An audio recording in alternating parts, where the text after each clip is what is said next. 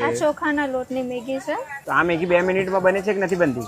નહીં, આ મેગીને વાર લાગે છે। ઓકે મેડમ, તમે તો કંઈક અજીબ જ અજીબ બનાવી રહ્યા છો। તડકો કર્યો, પાણીમાં નથી બનતી, આ બટાકા નાખી રહ્યા છો। ફર્સ્ટ ટાઈમ ઇન અમદાવાદ કંઈક યુનિક મેગી છે ને મેગી હું પણ પહેલી વાર ટ્રાય કરી રહ્યો છું।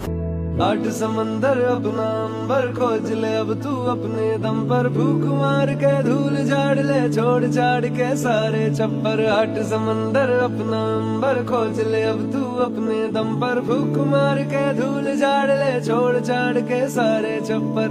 खोल दे पर